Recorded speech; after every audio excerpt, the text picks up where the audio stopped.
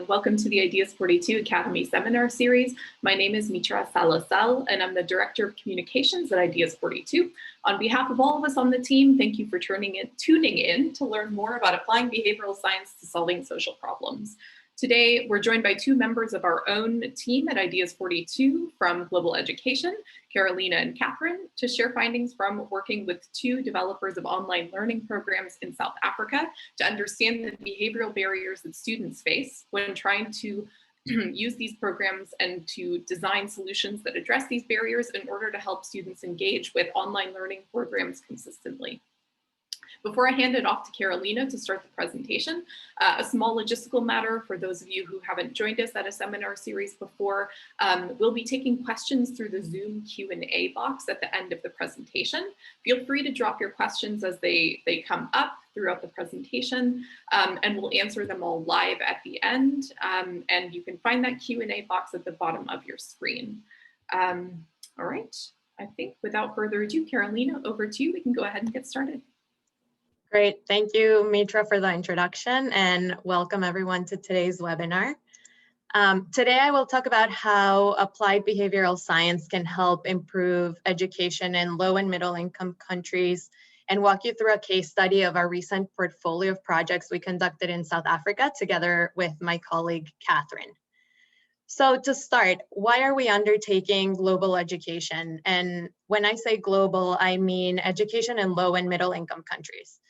As some of you might know, we've been working on improving education in the US for about 10 years now, and we know that behavioral science can be quite an impactful solution to many education problems. A few years ago, we decided that we wanted to apply all this existing knowledge and expertise to improve education in developing countries, understanding that the context and the challenges may be quite different to what we had encountered in the US. And so our goals within our education focus area are, one, to provide individuals with equal opportunity regardless of where they come from. We also want to impact people's livelihoods, and that really starts with having access to and the opportunity to complete a quality education. And finally, and put very simply, we want to give individuals a fair shot in the future. Now, the thing about education is that it can take decades to start seeing any returns. It starts very early, where as a caregiver, you need to dedicate hours every day engaging with young children to stimulate their developing brains. Some may have access to childcare, others may need to make time during their busy days to do these types of activities. After roughly 4 years, children can be sent to school. And only 12 to 18 years later, they start seeing the returns from all that time spent getting an education. So this is a journey that takes many, many years. And the thing about these long-term trade-offs is that they require cognitive bandwidth that middle and low-income families often don't have, because they're thinking about other really pressing matters, such as how to survive from day to day or how to put food at the table for their families. And in many cases, short-term gains get in the way of a child getting the care or the education that they need in order to thrive. And some examples of things getting in the way include maybe as parents postponing reading and playing with children in order to finish pressing work at home, or maybe choosing to keep children at home rather than sending them to school so that they can help with some housework. For children, they may choose to play after school rather than to complete their homework, which sounds more appealing. Or maybe they choose to do something perceived as more productive rather than having to travel very long distances to school. Or perhaps procrastinating going through the sign-up process for a job or a training and then forgetting to do so later. And these are all examples of how present bias, which is our tendency to choose a smaller reward today rather than waiting for a larger future reward, can get in the way of getting a quality education. But there are many other common challenges that we often see, such as holding specific mental models or ideas about what teaching methods should look like, maybe lack of trust in education programs, and there's many, many more. And we truly believe that by redesigning the delivery of education services to address these and other behavioral barriers, we can help individuals make these decisions and stick to them. And a significant amount of resources have been and are being spent globally to improve education, but there is still a clear need to improve the access to, the quality of, and the persistence in education programs through innovative and cost-effective methods in order to be able to scale them. And so the statistics that you'll see here are probably not new to most of you, but they are worth going through quickly just as a reminder. So first, there are still hundreds of millions of children under 5 who are not reaching their development potential in low and middle income countries. So there's clearly an access to childcare issue going on. We also see that only 14% of primary school children in low income countries are able to solve a basic math problem, and only 5% are able to read a basic sentence. So even though access to education has actually increased in the last few years, the quality of education remains low. And finally, more than 3/4 of secondary students in sub-Saharan Africa and more than half in Latin America drop out of high school. So completion is still a problem. And part of the reason why getting and completing an education is so challenging is because it relies on multiple behaviors. So for example, this is a very simplified education journey that I'll walk through for illustrative purposes, but it starts when children are just a few days old, where caregivers should interact and play with them. Then caregivers need to enroll children in school. They need to buy school supplies and uniforms.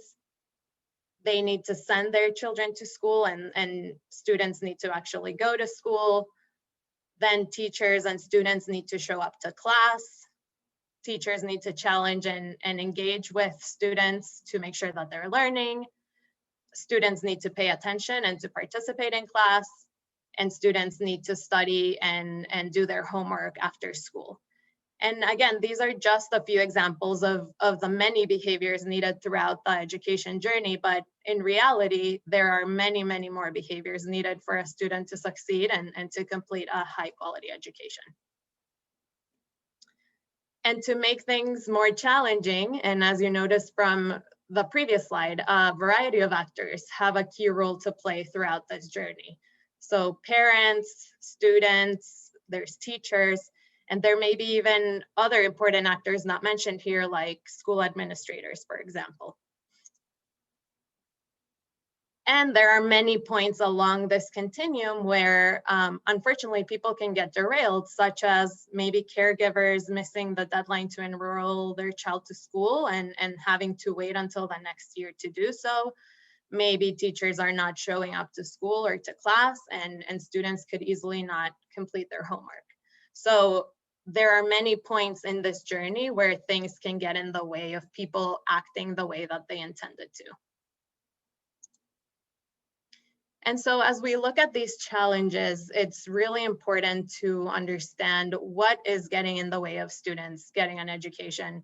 And behavioral science offers this different and more important and very important perspective. And the good news is that although yes, people are complicated, they are so in systematic and in predictable ways. Also, what may seem as small features of the context or the environment preventing children from getting an education can actually have a very large impact on behavior. So although some of these challenges may seem small, they are a key step in a student's education journey.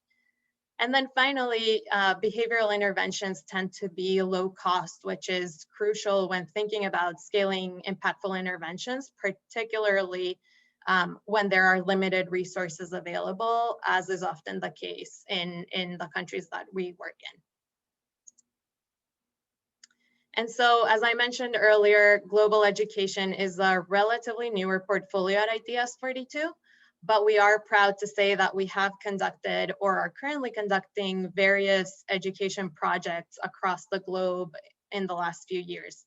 So from helping caregivers of young children in Jordan apply learnings from parenting trainings at home, to encouraging caregivers to re-enroll their children in school post-COVID-19 school closures in Kenya and in Uganda, to increasing data usage among school administrators in South Africa when making school performance decisions. And so, as you may notice, our education work includes work as early childhood all the way through school completion. And today we're going to walk you through a portfolio that we recently conducted in South Africa. And the goal of this program was to improve primary and secondary student engagement with online learning programs through applied behavioral science. So what do we mean by online learning programs? These are programs that are designed to help students improve their skills in various subjects from any location. And typical subjects include reading, math, and sciences, but it could be anything really. They are also accessible via smartphone, tablet, or computer, and they are supplementary to core curriculum. So they're not a substitute to going to class, and they're often encouraged by schools, but optional for both students and teachers. And as you can imagine, these have been particularly important during the COVID-19 pandemic due to school closures, because it allowed students to engage with and to practice these subjects from home. So as we started this project, pretty early on, we identified two key challenges to using online learning programs in South Africa, and they were both access and engagement. And as we started these projects and really throughout every stage, we kept bringing up the following questions. First, how can we ensure that students who don't have access to technology are not left behind? And two, how can online learning programs be designed in a way that encourages students to engage with them regularly and at the right times? And so for these projects, we focused on the two actors that are key support systems to students, particularly when we think about their engagement with online learning platforms, and these are teachers and caregivers. So teachers play a key role in that they should be incorporating these tools in their classroom or through homework assignments. And parents, on the other hand, should be encouraging their children to use them at home. And in many cases, really, they will need to be willing to share their smartphones or laptops for students to be able to access these programs. And for these projects, we partnered with two local organizations in South Africa. They're called Siyavula and the Click Foundation. And for context, the Siyavula platform allows teachers to assign math and science exercises for secondary school students to complete using their smartphone, their tablet, their computer. And it's designed in a way that prevents students from copying each other. So each student gets different questions covering the same material or subject. And it also helps teachers by automatically grading each question. So it helps really take a big load off of teachers' responsibilities by doing this. And with Siyavula, we focused on increasing teacher engagement as a way to drive student usage of the program. The Click Foundation, on the other hand, offers home learning programs for primary school students to practice math and reading. And these programs are called Matific and Reading Eggs. And with the Click Foundation, we focused on increasing caregiver support and encouragement to drive children's engagement with their home learning programs. And a key thing to note here is that the use of both of these programs are really encouraged in participating schools, but they are not mandatory for students or for teachers. And so after speaking to both organizations and by looking at their data, we identified two key behavioral problems, one for caregivers and one for teachers. So the first one was that not enough teachers were integrating Siyavula's online learning platform into their practice. And the second one was that not enough caregivers were supporting their children to use Click's online learning programs, Reading Eggs and Matific, at home. And both problems led to missed learning opportunity for students. So although we were focusing on two different actors, caregivers and teachers, the long-term outcome was the same, which is to increase student engagement with the programs. And so now I'll pass it on to my colleague, Katherine, to continue talking about the projects and some of the key findings. Thanks, Carolina. So to understand the behavioral barriers preventing consistent engagement with online learning platforms, we conducted interviews with 15 teachers from 12 high schools across the Gauteng province in South Africa. We also spoke with 10 caregivers whose children attended 6 different primary schools across the province. And from these interviews, we identified 6 themes around barriers to effective online learning program adoption. 4 of these represent barriers to both teacher and caregiver engagement. The 5th we found for teachers only, and the 6th for caregivers only. The first barrier we identified is that online learning programs aren't an integral part of the school curriculum, making teachers and caregivers feel like they're doing additional work if they engage with these programs. And this is exacerbated by the fact that both teachers and caregivers are very busy. They have many competing demands on their time. So in relation to this barrier, what psychologies did we see play out here? For some context, teachers rely heavily on something called the annual teaching plan, which is a guide created by South Africa's Department of Basic Education that outlines the topics teachers need to cover each week with their students. Teachers often select questions or problems that are suggested in this guide, as well as from textbooks and previous lesson plans they've created over the years when assigning classwork and homework to their students. And because Siebele's platform is not well integrated into these commonly used resources, teachers hold the mental model or the belief that the platform is extra or optional, to be used with students only if they have the time to do so. And unfortunately, teachers' time is scarce. They teach back-to-back periods each day, and sometimes they have to rush through material in order to keep up with covering everything that they're supposed to cover each week in the annual teaching plan. Like many of us, teachers are also biased by the status quo, meaning that continuing to do things as they have always been done is what is easiest. Incorporating a new tool like Siebele's platform into their teaching practices requires their thought, effort, and their time. In regards to this barrier for caregivers, important context to know is that usage of the CLIC Foundation's home learning programs is optional or voluntary, and that students are expected to use these programs independently in addition to their homework. However, students face time scarcity in that they only have so much time at home each day to devote to learning, and their caregivers only have so much time to support them. This creates competing priorities, contributing to the mental model or the belief among caregivers that CLIC's online programs aren't complementary to their children's schoolwork, but rather take up time that could be devoted to homework instead, creating this either or situation in caregivers' minds. So for example, they might think either my child uses the CLIC's home learning programs today, or they do their homework. The second barrier we identified is that teachers and caregivers don't know whether peers are using these online programs or not. Usage of these programs is what we call an invisible behavior, meaning that they're used in private settings like the classroom and the home, and that therefore this behavior is not very apparent to others. What we saw for this barrier for teachers is that they aren't sure if using Siebele's online platform is the norm among other teachers at their school. In some cases, this perception is indeed accurate because at some schools, teacher usage is low. In other cases, however, multiple teachers within a school are using the platform, but they just aren't discussing this with each other.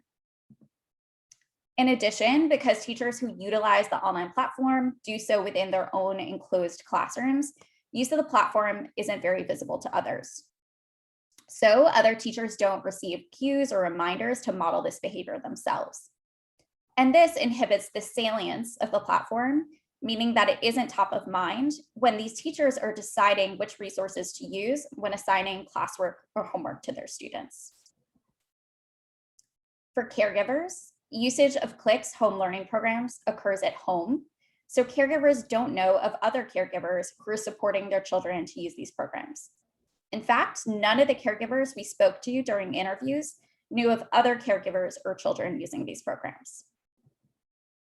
So like teachers, these programs aren't salient or top of mind for caregivers because they don't see others using them. The third behavioral barrier we found is that although students do face important structural barriers to accessing these online programs, such as the lack of a device or internet required to access them at home, teachers and caregivers have behavioral biases that amplify these structural barriers.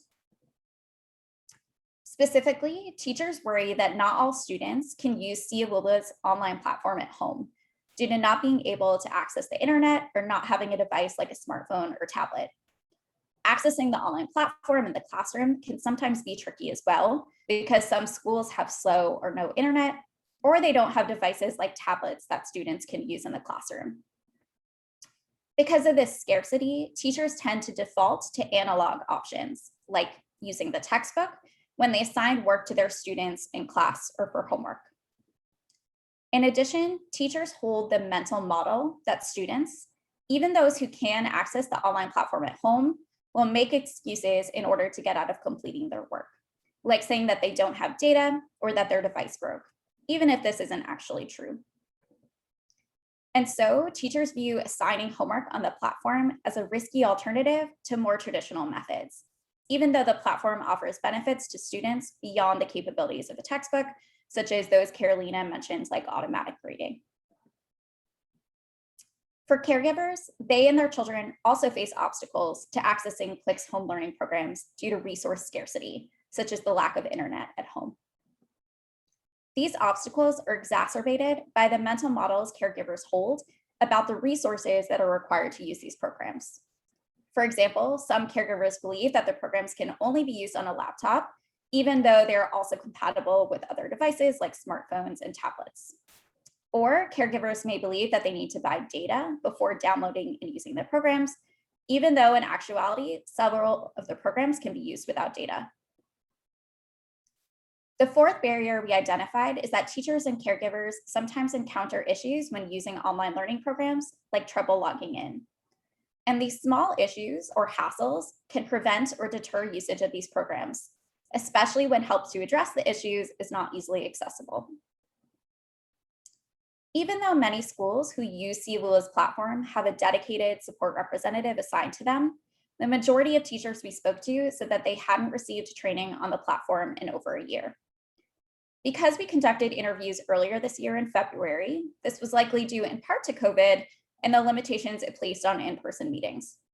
However, teachers also noted that even before COVID, they sometimes had to miss training sessions because they were busy with other matters, like teaching students, or because the trainings weren't at a convenient location or time.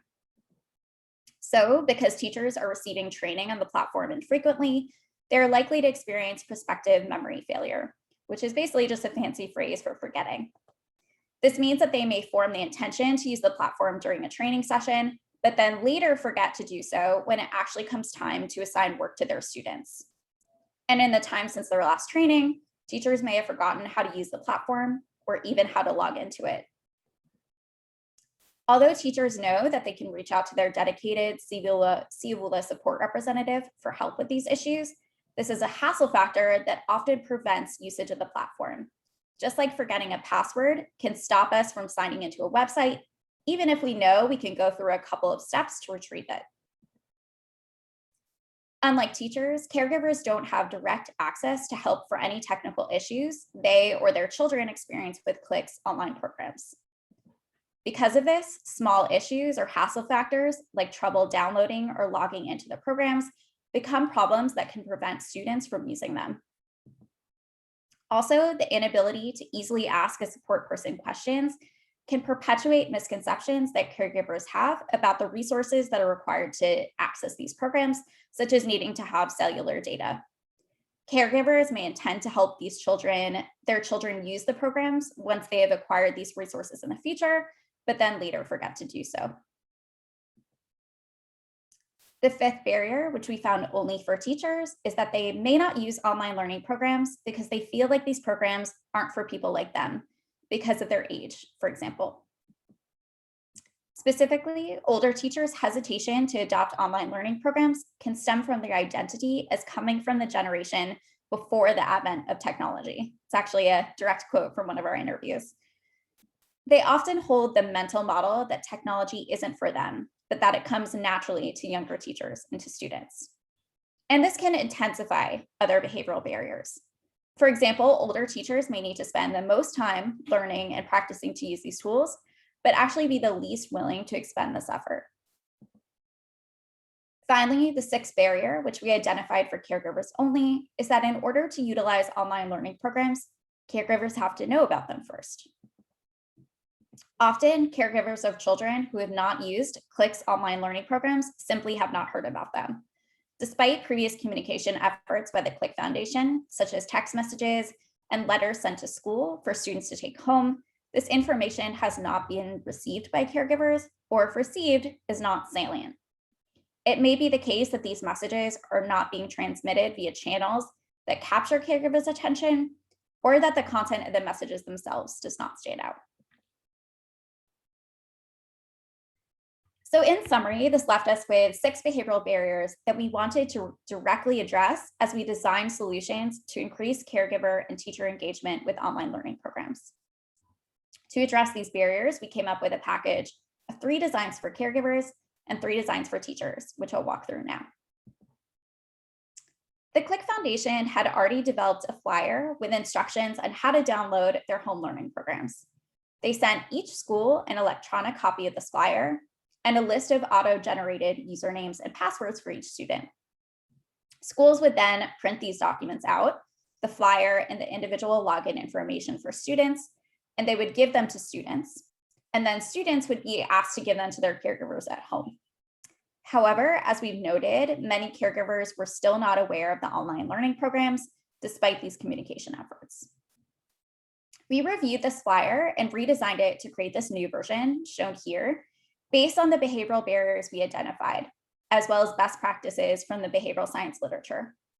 The changes we recommended include the following: clearly highlighting the value of the programs up front, making the use of the programs normative by referencing other students' usage and the resulting improvement in numeracy and literacy skills, including a call to action with a deadline to instill urgency, incorporating the login information for each student on the flyer rather than on a separate piece of paper, and making the channels to access support more obvious and accessible.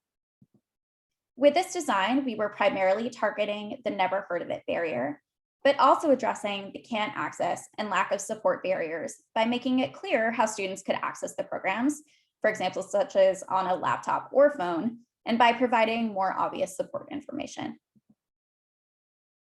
As we've discussed, because many caregivers are not aware of the home learning programs, they can't encourage their children to use them.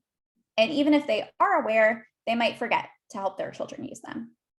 To address these barriers, we recommended creating stickers for students to put on the cover of their workbooks, which they use to complete their daily homework.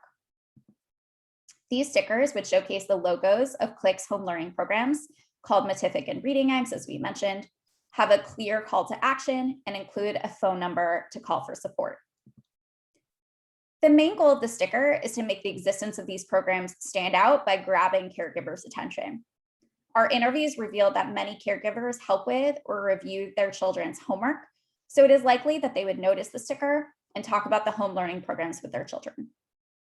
Stickers would also serve as a visual reminder that their children should be engaging with these programs regularly, such as every day if possible. We recommend that a CLIC Foundation representative distribute the stickers to each school at the beginning of the school year or term, so that during this event, students could be asked to put the sticker on their workbooks and see their peers doing the same thing. As mentioned earlier, many families in South Africa live in conditions of resource scarcity.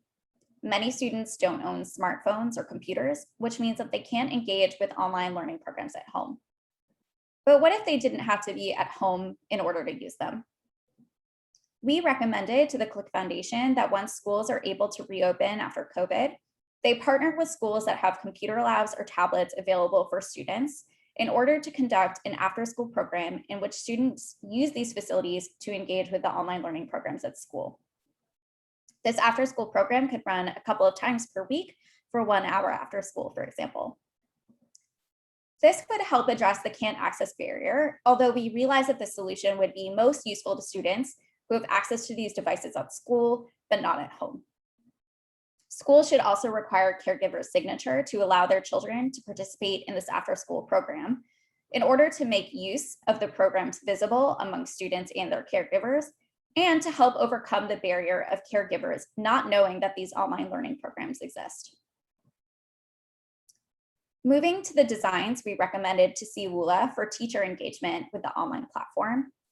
In order to foster a norm of the online platform being used within schools, as well as to provide teachers, especially older ones less comfortable with technology, with consistent support, we recommended to CWULA that they create a buddy system among teachers. To create the system, CWULA could work with school principals to pair teachers in the same school and department with each other, one with a high level of comfort on the platform and one with a lower level of comfort on the platform.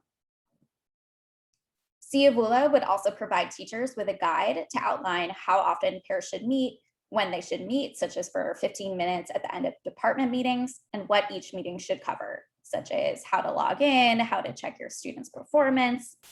This guide would also provide a physical way for teachers to track their meetings and hold themselves accountable, such as a space at the bottom of each page to sign after a meeting. Finally, in order to make using the online platform as visible as possible, teachers could be recognized publicly, such as by South Africa's Department of Basic Education for achieving important outcomes each month, like most activity on the platform. This would make use of the platform much more normative and salient among teachers, allowing those who are comfortable on the platform to support their peers, and helping older teachers gain confidence and experience using the platform. As we've discussed, because both teachers and students face a shortage of resources in the classroom and at home, using CWULA's online platform can be challenging. To address this issue, we recommended a student buddy system where teachers would pair students who have a device, like a smartphone, with those who do not. Students could then work together to answer questions on the platform using one device. Teachers could still, however, require that each student show their own individual work in a notebook to receive credit. This system would allow the flexibility for students to work together in the classroom, but also to work together on homework outside the classroom. This solution would create access to the platform for a greater number of students and also address teachers' hesitancy to assign work on the platform because students would no longer be able to make excuses that they couldn't access it. However, the buddy system, or hopefully the buddy system, would also increase students' motivation to use the platform by making it more fun, by allowing students to work together. The buddy system should also be advertised and implemented school-wide so that both students and teachers would know their peers are participating. Finally, an important reason why teachers don't utilize CWULA sufficiently is because the platform isn't well integrated into their current teaching practices, such as assigning students homework problems from a textbook. To address this barrier, we recommend creating printed versions of CWULA's online questions for teachers to reference when assigning work to students on the platform.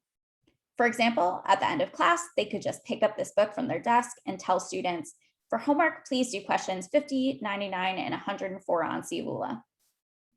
These printed books should be organized by the same topics outlined in the annual teaching plan that teachers use for planning lessons and assignments. These books would make it easier for teachers to incorporate the online platform into their teaching, especially those less comfortable with technology. Paired with support via the teacher buddy system that we mentioned earlier, teachers could be encouraged to check their students' performance on the online platform after each assignment, further integrating the product into their teaching practices. So finally, I'm going to pass it off to Carolina to wrap up the presentation, to go over our next steps for these projects and our vision for this portfolio of work. Great, thanks, Catherine. So where do we go from here? We're really excited to announce that we just published the summary report for these projects. So if you're interested in learning more about them or getting more detail on them, you can download it from our website. And I also believe that you will be receiving a link to it after the webinar And if you don't, just feel free to email me and I'll send it to you. We're also currently actively seeking to test the impact of these designs. So while our initial grant did not include testing the impact of the designs, we're hoping that we're able to do so that we are able to share these learnings with the international education community and find out whether the designs worked or not and how impactful they were. Next slide, please. And so some of the key learnings from this project that we want to continue thinking about in future work, especially when we're focusing on technology or other innovative teaching methods, include first, making sure that we keep student equity top of mind and that we design solutions that overcome the lack of access to technology that many students face in the context that we work in. Second, we want to make sure that we continue breaking the status quo and really design solutions that help teachers embed technology or innovation into their existing teaching methods, and making it clear that these will help them rather than just make their jobs more difficult. And last, but definitely not least, helping caregivers play an active role in supporting their children's learning throughout their education journey. And to end, as I mentioned at the beginning of the presentation, we've done decades worth of work in education in the US, and we know that behavioral science works to improve education outcomes. So now we really want to build evidence on how behavioral science can improve education in low and middle income countries.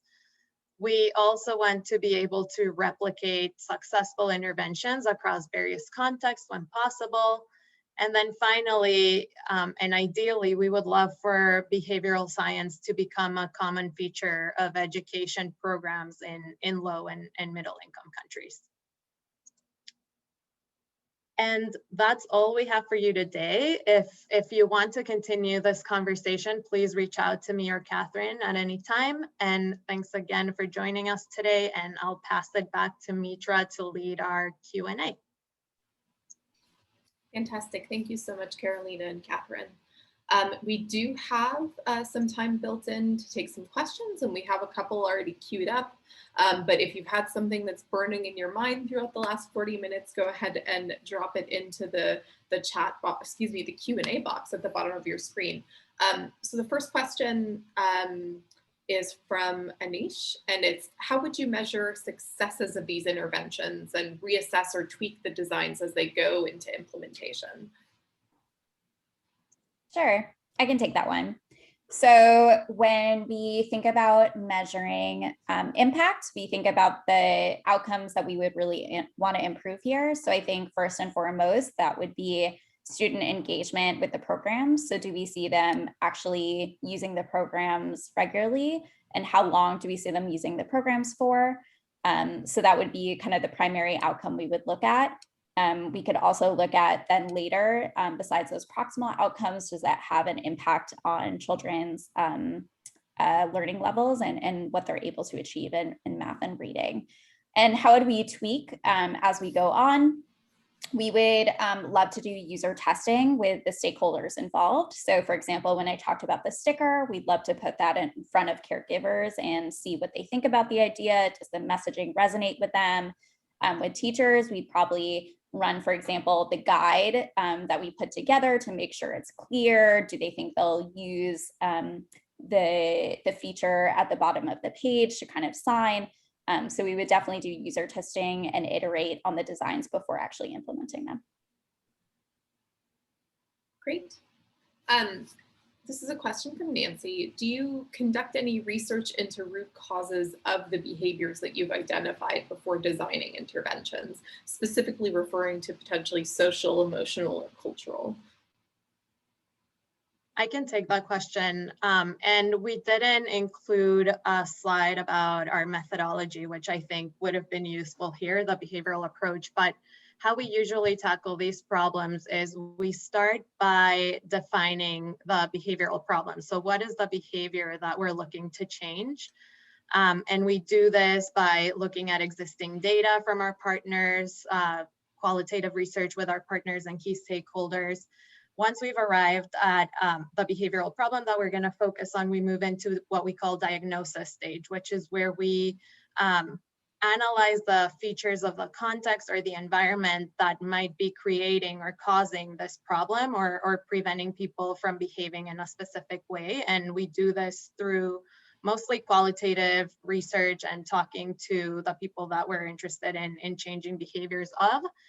And only then, after diagnosis, we start thinking about the designs of solutions and making sure that we design solutions that directly address the behavioral bottlenecks or behavioral challenges that we uncovered through diagnosis. So this is a staged approach, and every stage builds off of the previous one to make sure that we do get to the root causes of the behaviors that we're looking to change. Great, thank you, Carolina. And I think this question might be somewhat related, so I'll kick it over to you again, Carolina. Was there any data about the effectiveness of the online learning programs in general before you started? And I want to preempt, is it possible that that's in the report that our attendees could take a look at after this presentation? Yes, that's a great question. Thank you. There is definitely data available. These are programs that have shown effectiveness in improving student outcomes. I will say that the home learning programs from the CLIC Foundation in particular were newer. So they do have school programs that have shown effectiveness, but these specific home learning programs are newer, so they have less data available. But yes, please read our report that has more information. And one thing to mention here, which is tied to the previous answer, is that we looked at all this data as well as we were trying to define the problem that we were going to focus on. And part of the reason why we ended up focusing on the home learning programs with the CLIC Foundation was because these were newer programs and because of COVID-19 and the fact that so many students were relying on these home learning programs to practice their math and their reading skills. Fantastic. So I have a question myself, and it's also related to a few of the questions that we're getting are specifically around testing and how long it might take to see results. And just to be clear, I know we haven't yet done any testing of these ideas. And so my question is, can you say a little bit more about what you both mean when you say that our next step is seeking to test these ideas? Do you want to take that, Carolina? Sure, I'm happy to take that.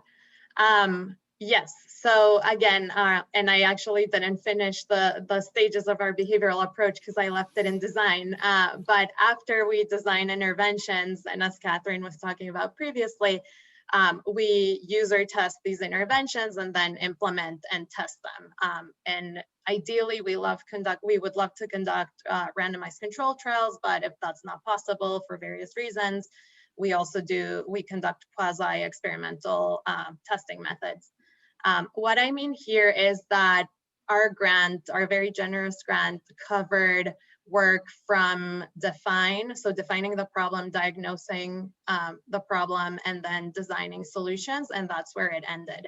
And so both our partners and Ideas 42 and our team are really excited about the possibility of actually testing and learning whether these interventions had any impact to share with the broader education community. So we're currently fundraising to be able to do that. And so that's what I meant in terms of actively trying to test. Great, thank you. This is a question from Amelia, and Katherine, I think this might be a good one for you to jump in on. Do you think that some of the challenges that you've identified in both of these specific problems could be in other countries or contexts as well, or a little bit more applicable to broader swaths of students? Yeah, that's definitely a great question. Anytime we approach a problem, we like to go through our methodology from start to finish to make sure we're really understanding the context of the stakeholders, whether that's teachers or students or or caregivers. I do think these are likely, the behavioral barriers we found in this project are likely to be similar in other countries and contexts as well. Just if we think about some of them along the lines of teachers' time is scarce. And so it's really hard for them to adopt new teaching practices, whether that's education technology platforms or whether they're being given new curriculum or tools to use. If we think about caregivers, maybe not knowing about programs that are out there for their students to use that can help them improve their learning, their reading and math skills, that's something that could be relevant as well. Obviously, I think the access is a big issue. And so making sure, how can we think about incorporating more access to different education technology products to make sure that more students have access to it when we're thinking about our design. So I definitely think these barriers that we found in this project could be very applicable in other contexts and countries as well. And if I can just add to that, I totally agree with what Katherine said. The one caveat I would add is that these insights are not just particular to South Africa, but also to these two platforms that we were looking into and the characteristics of these programs. And so while I agree that there are many barriers that will be applicable across contexts, I think that it's still really important to look at each particular context individually, but definitely lots of learnings from this project that can be applied to other settings. Great, thank you both. This is a question from Adam. Given that core curriculum was delivered during COVID, I'm assuming this means delivered online during COVID, at least in the US, do you think that some of these learnings apply to that context as well? Yeah, I would have to think about that a little bit more. I think it builds off our last question. There are some differences here with that these are programs that are supplementary and not necessarily built into school curriculum in the same way that transitioning students from being in school with teachers to then making sure that they're continuing learning with an online curriculum at home. I definitely think there's probably some lessons that could be pulled from this project, but I think the contexts are a little bit different. So I would have to think about that a little bit more. Great, makes sense. So we have a few more minutes left. If anyone has any remaining questions that they want to share, drop into the Q&A box. While you're thinking about that, I can go ahead and answer a process question, which is to say that yes, this session will be made available online as it is being recorded. You should be emailed a version of this in the coming days, along with a copy of the report that contains all of the insights from this presentation and a lot more detail. And it will also be embedded on our Academy page, and you can share it as widely as you like with your networks, your colleagues, your friends, anyone and everyone.